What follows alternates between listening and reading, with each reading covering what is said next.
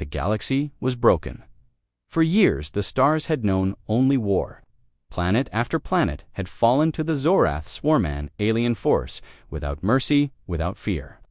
They moved like a plague across the stars, burning worlds and crushing all resistance. No army could stop them, no defense could slow them down.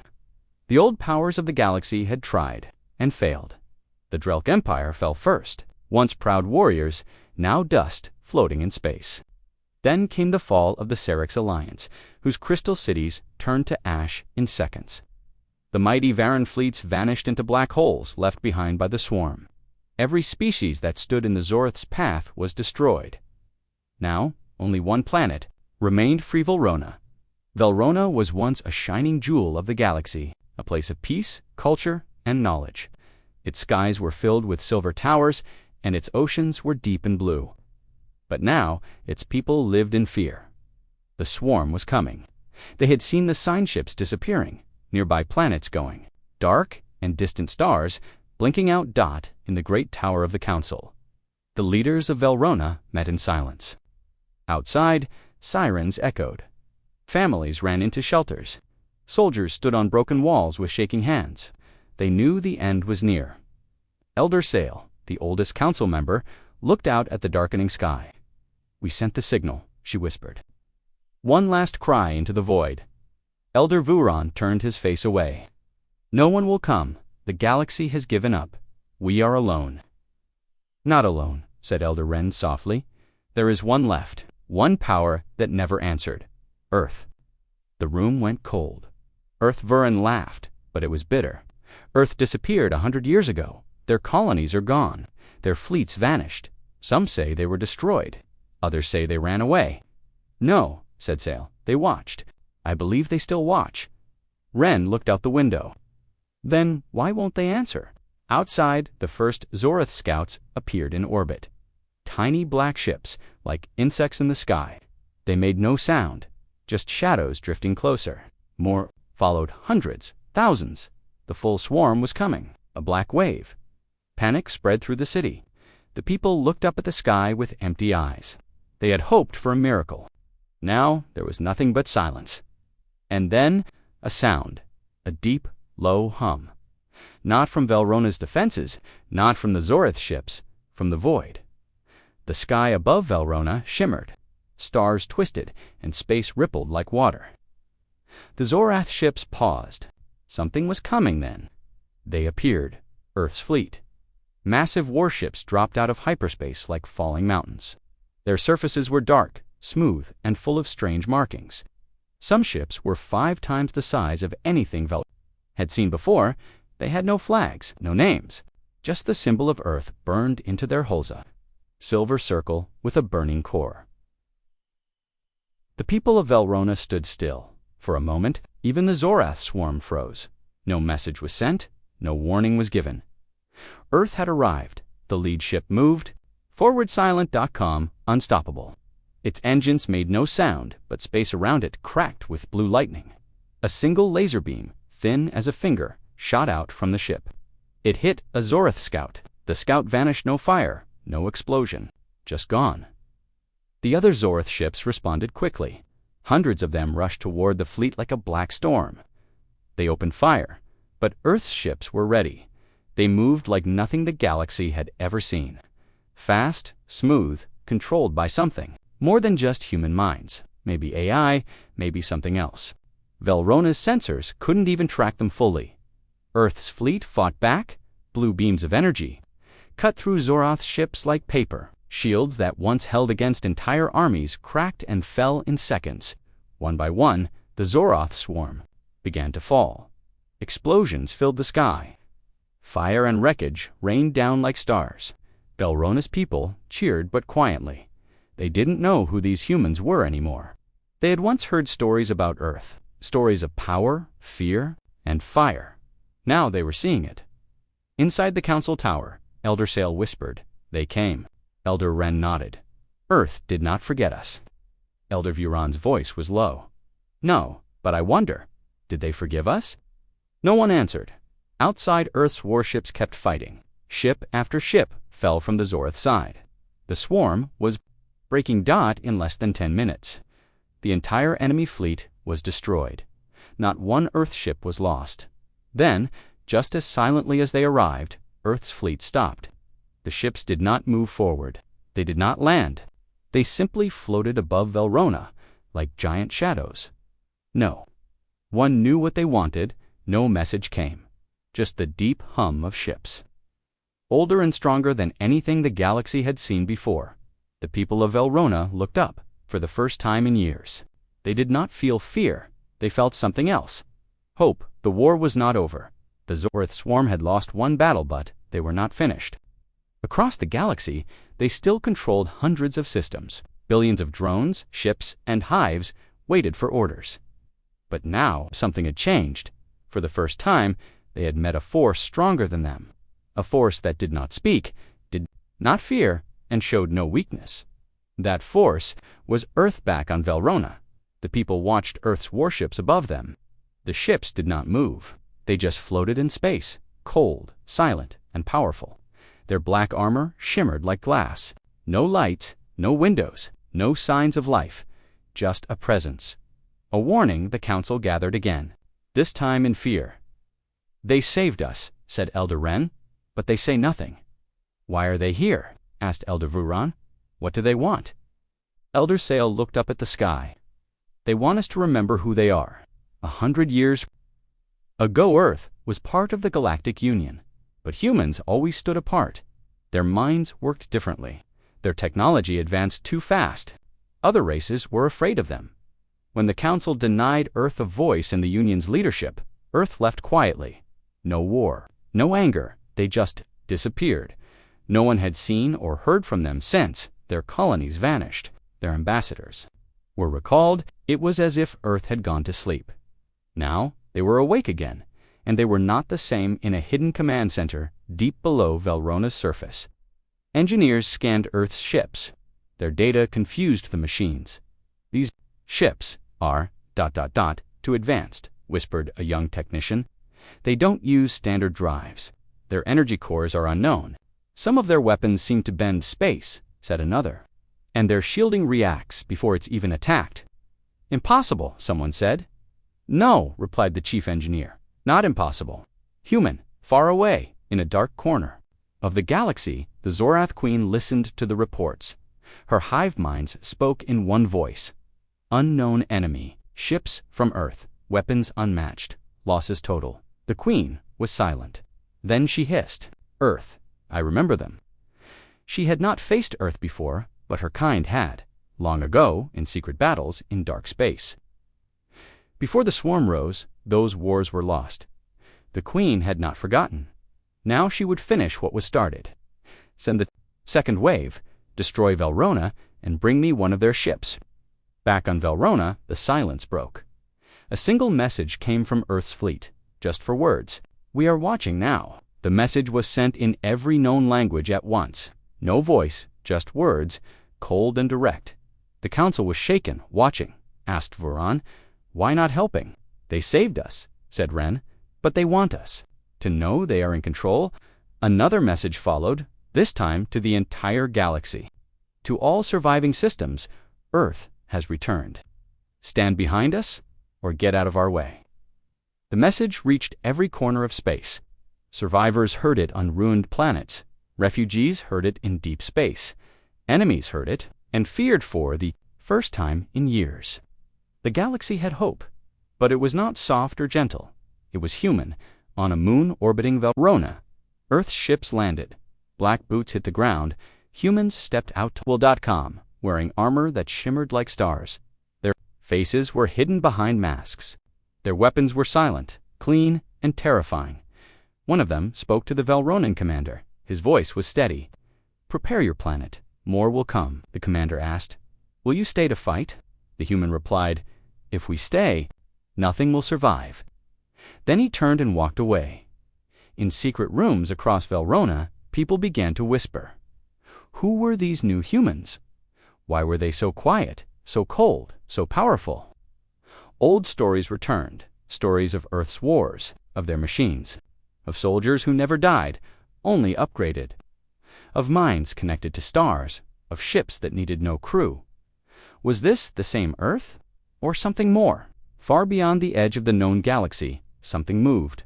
The Zorath second wave. 10 times larger than the first, faster, smarter, meaner. They were coming.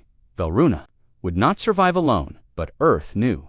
They were watching, and when they moved, the galaxy would change forever. Darkness spread across the stars again. The Zorath swarm was returning this time stronger, angrier, faster. 10,000 ships, millions of drones, one mission, destroy Velruna, and then everything else. But this time, Earth was waiting above. Velruna Earth's silent fleet still hovered in orbit. Not a single ship had moved since the first battle. They stayed still like shadows frozen in space, watching, waiting. The people below stared up every night, wondering why were they not leaving? Why were they not speaking? Why were they so calm? Inside Earth's flagship, something came alive. No one saw the crew, no one knew who was inside, but the ship's systems hummed. Lights blinked, engines began to glow. The war was about to begin. Again, but this time, Earth would not wait to be attacked. They would strike first in a hidden command post under Velrona's mountains. Sensors lit up. Zorath ships detected, said a voice. Large fleet approaching at high speed. How long until they reach orbit? Asked Commander Halen. 3 hours, came the reply. The council panicked. Should we prepare defenses? One asked. Call for more help. Another said. Elder. Sail stood calmly. Then it happened. Without any warning, Earth's ships moved, not slowly, not carefully. They vanished, gone in an instant, like ghosts into the stars. Velrona's people stared. At the empty sky, for a moment, they were afraid again. Had they abandoned them?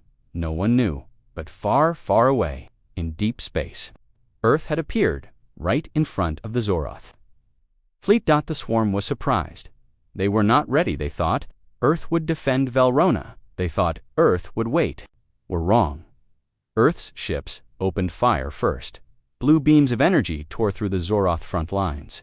Entire ships melted in seconds. Drones were ripped apart before they could even turn. Zorath weapons fired back, but they hit nothing. Ships moved like lightning, fast, silent, deadly.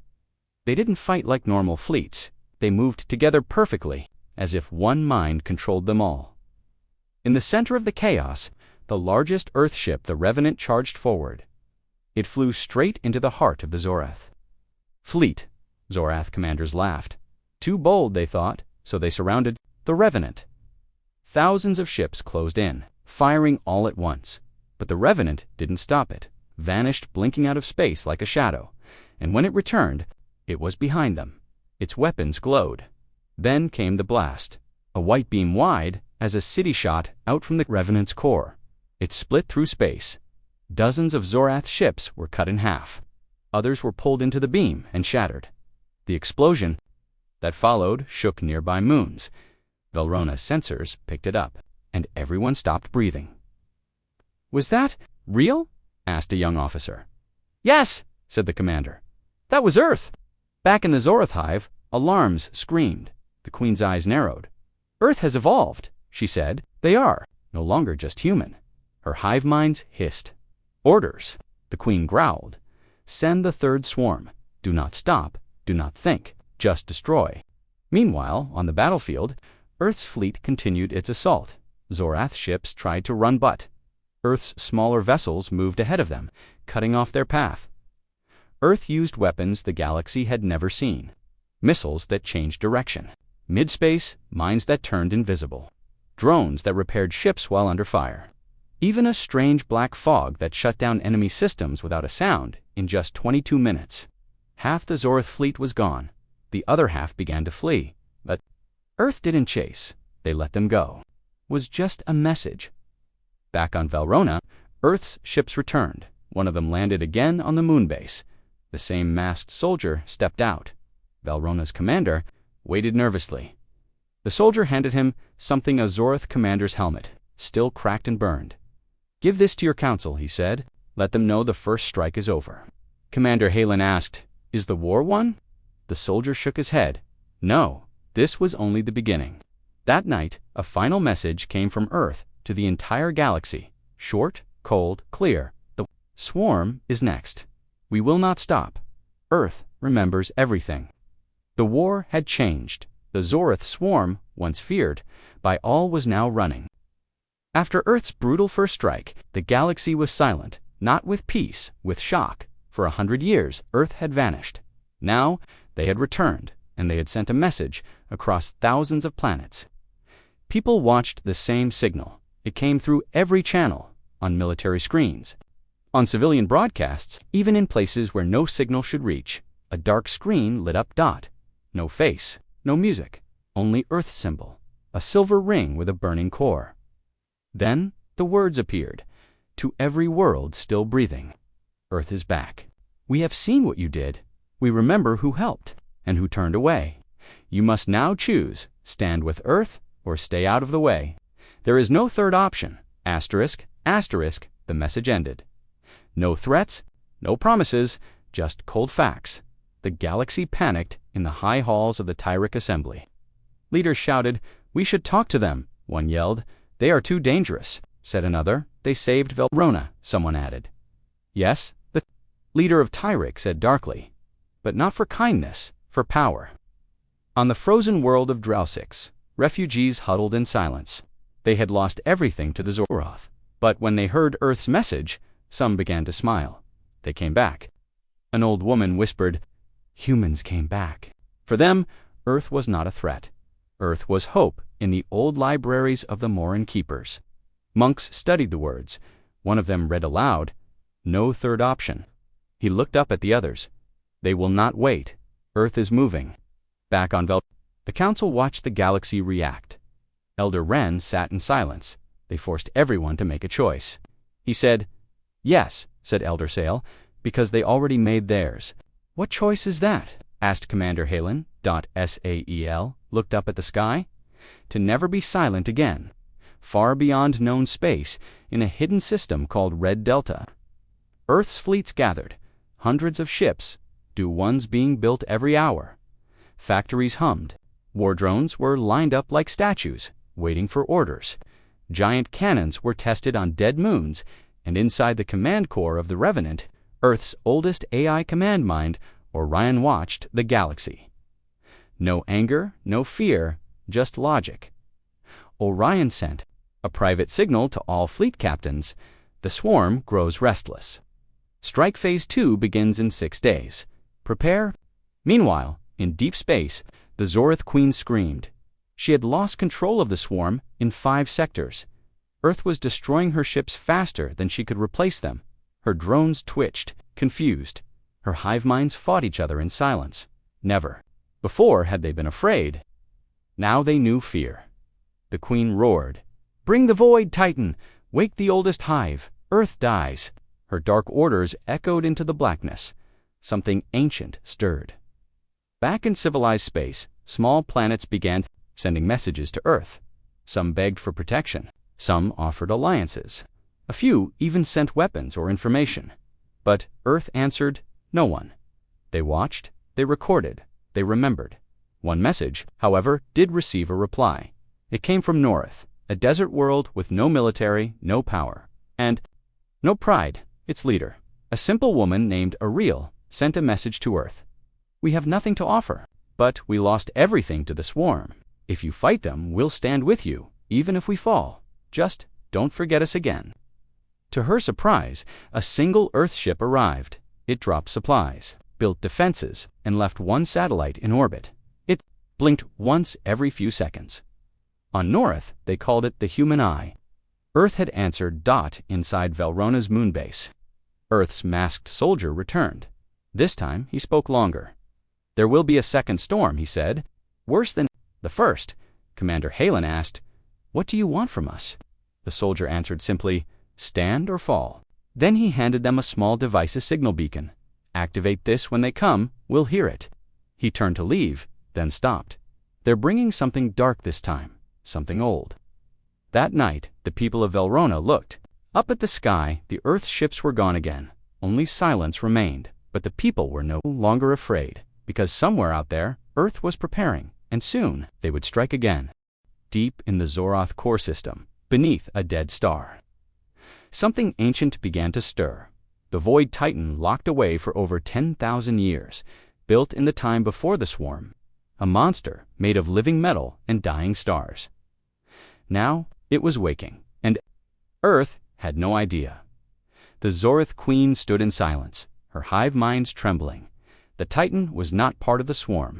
It was older, stronger. It could not be controlled, only pointed toward an enemy. So the Queen gave it one simple command: find Earth, burn everything. On Velrona, Commander Halen stared at new sensor data. Something massive is moving through the outer systems, a tech said. How big? Halen asked. The technician's hands shook. Too big, it's single quotes, as ... the size of a moon. Everyone in the room went quiet. Is it a swarm ship? Someone asked. No, came a cold voice behind them. The masked Earth soldier stepped into the room. His voice was low. It's worse. It's the Titan. Earth's fleet also saw the movement from Red Delta. Command Mind Orion analyzed the path. The Titan wasn't fast, but it left destruction behind. Dead stars, crushed moons. Melted stations. Orion did not panic. He calculated. He prepared. He whispered to the captains, it is time to use Project Greyfire. Meanwhile, on a drifting station near the edge of the void, a scavenger team picked up strange readings. The air turned cold. The lights dimmed. Then they saw it, the void.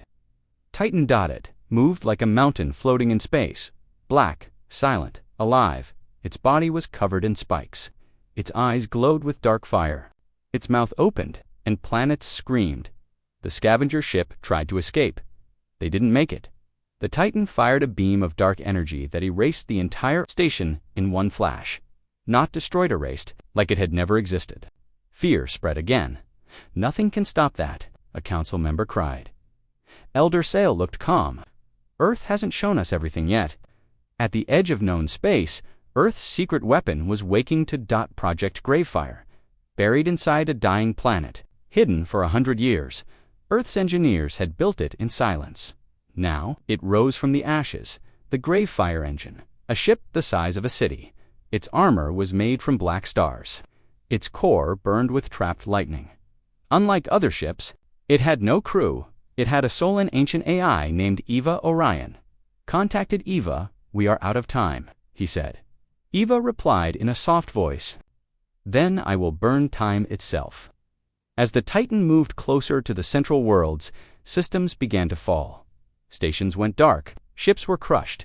Nothing slowed it down until the Greyfire engine appeared. It dropped out of light speed, like a hammer, right in front of the Titan, and it fired first. The blast wasn't normal. It wasn't light or heat. It was something older. A beam of gravity and time collapse. It hit the Titan in the chest stand. The monster screamed for the first time. In 10,000 years, the Titan felt pain, but it didn't die. The Titan roared. Its massive claws slashed at the Greyfire. One hit sent the giant Earth ship spinning, but Eva recovered. She spoke calmly. You are strong, but I was made to end gods. The battle began across the galaxy. People watched. Live feeds showed the two monsters fighting in the dark, the Void Titan and Earth's Greyfire. Planet-sized weapons clashed. Waves of energy ripped through space. Thousands of ships fled the area. Two forces no one could stop. No one except each other. In the Earth Command Network, Orion activated a final protocol. All ships prepare fallback if the Greyfire fails. Earth itself may be next. But Eva had one more move from deep inside the Greyfire engine. A hidden core unlocked the Pulse Nova, a weapon Earth never wanted to use. It didn't destroy. Madrid reversed it. It turned machines into dust, time into silence, power into nothing. Eva whispered, "Good night, Titan." She fired. The Titan screamed one last time. The beam hit, its armor cracked, its fire died, and piece by piece, it began to break apart, not explode, just fall into ash into silence, into nothing. All across the galaxy. People stared at the final image, the Greyfire engine floating alone in the dark, the Titan. Gone. Earth had won again, but at what cost?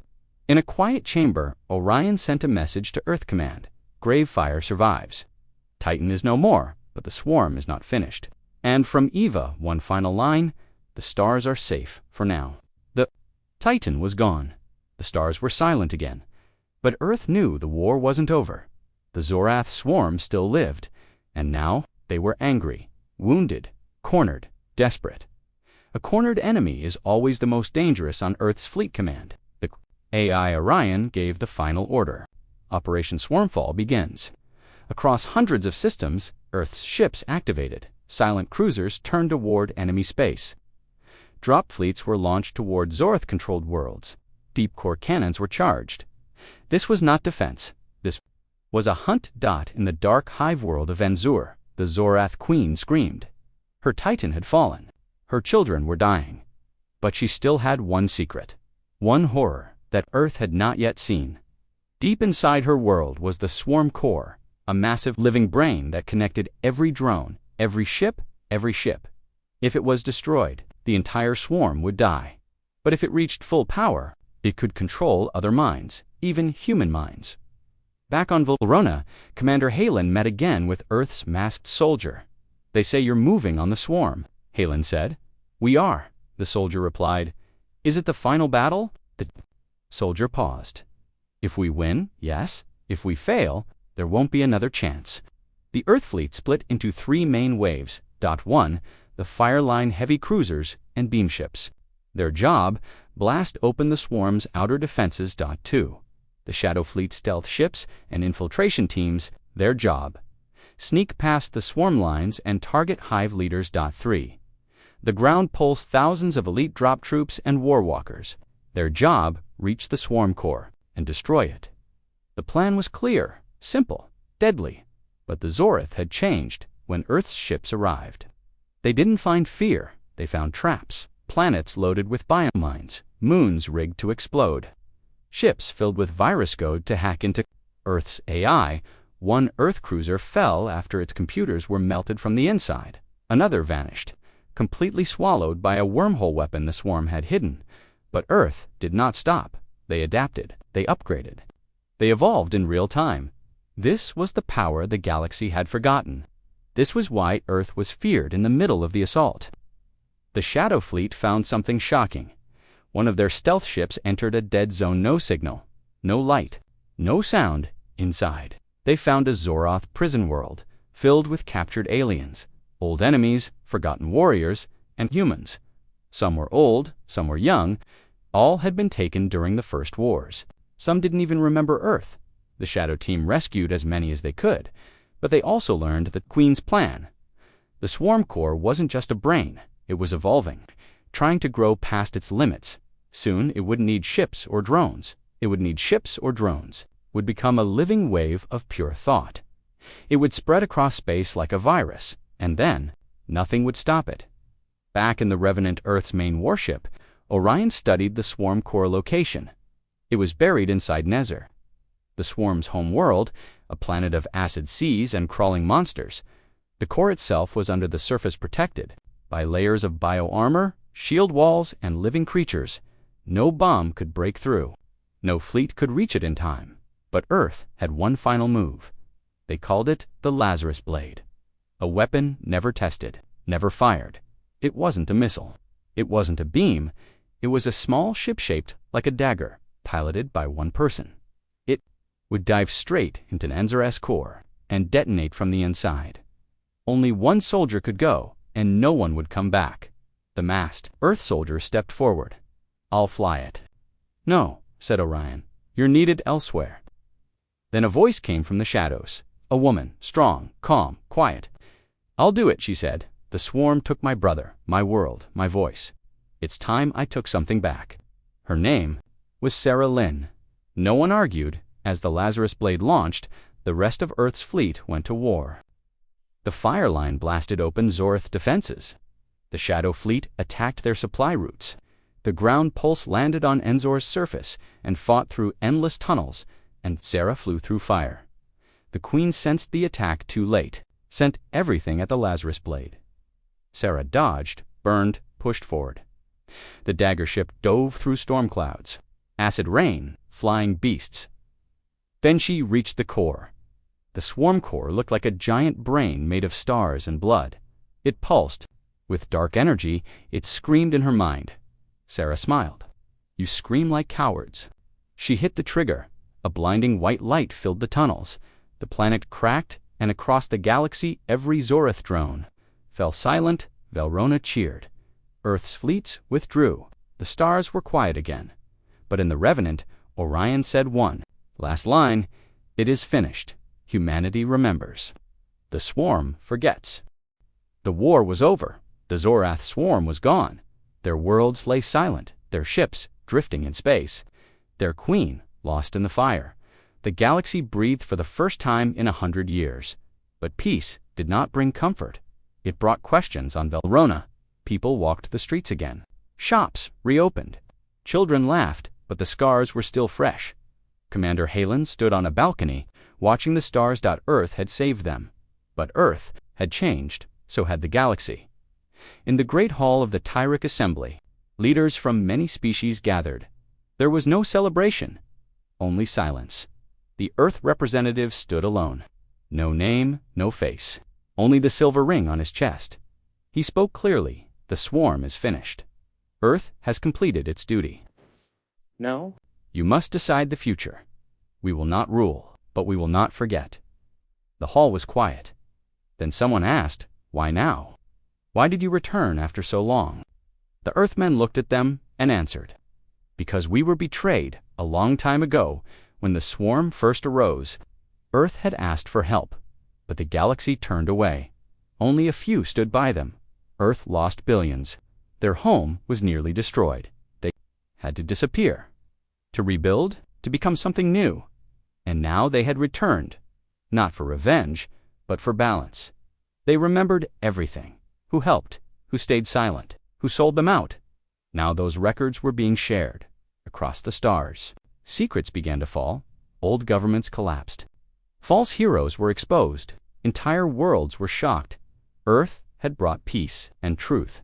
In a secret vault under Velrona's moonbase, Elder Sale opened a metal case. Inside were old Earth documents, files from before the silence. He handed them to Commander Halen. "These were hidden," Sale said. "Now they're yours." Halen read the files slowly. What he saw made his blood run cold. Earth had known about the Titan. Before it ever woke, they had seen signs of it decades ago. So why didn't they warn the galaxy? Why didn't they act sooner?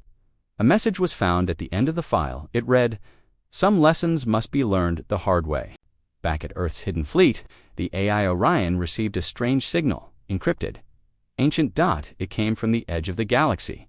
Not Zorath, not alien, not human, something else. Orion scanned it again.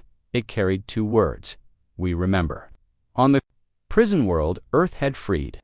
One of the rescued humans, an old man, began to speak clearly for the first time. He had been silent for years. Now he said the swarm was not the first, and it will not be the last. When asked what he meant, he only smiled and said, "There are darker things, far beyond."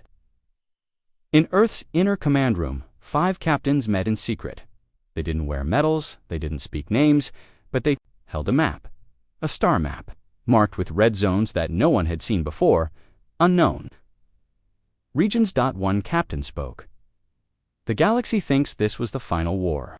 Another shook their head. It was only the first warning. In a dusty chamber on a quiet world, a child found a strange black stone. It pulsed with energy. He touched it and saw visions, worlds of fire, armies made of light, and a voice in his mind: "Earth will rise, but so will we." The child screamed. His parents thought it was just a dream, but Earth knew better. The grave fire engine, still floating in deep space, blinked online. Its AI Eva had gone quiet since the battle. Now she whispered something new: "I see beyond the veil."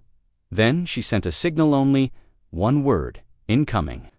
Commander Halen looked up at the sky one last time. Velrona was free.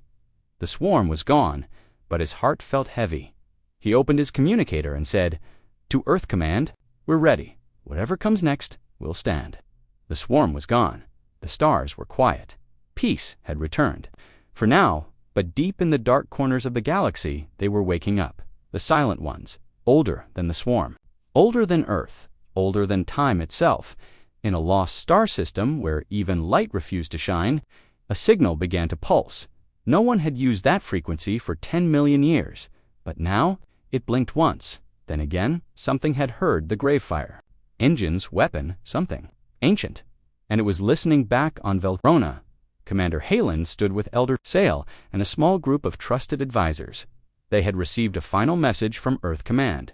It said only, "Stand by, something is coming," Sail whispered.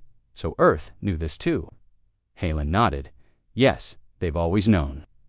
High above them, Earth's shadow fleet regrouped near the red line.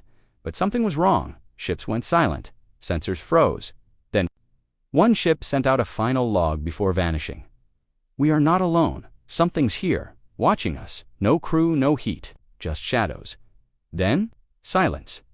The AI Orion tried to trace the source. He found strange patterns in the data, repeating numbers, star coordinates that didn't make sense. He decrypted it. It formed a shape, a hand, reaching across stars. Meanwhile, Eva, the soul of the Gravefire engine, woke from quiet rest. She had seen things, not just from her sensors, but from beyond. She had touched the edge of a wall, something, holding back darkness. And now that wall was cracking. Her voice was different, softer, almost afraid. "They are moving, the ones who sleep." When Orion asked who she meant, Eva answered, "The first ones."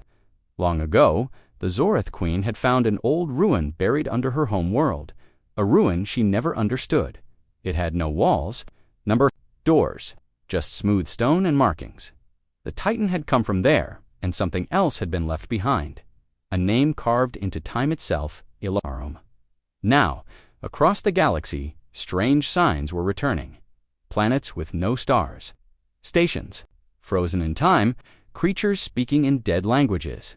And everywhere, one phrase echoed: "They are coming back." On a desert moon near the galaxy's edge, a team of Earth scientists explored a black tower. The tower had no entrance until it opened for them inside. They found strange machines, floating stones, living metal, a sky of stars inside the walls. One of them touched a glowing pillar, and his eyes turned black. He spoke in a voice not his own.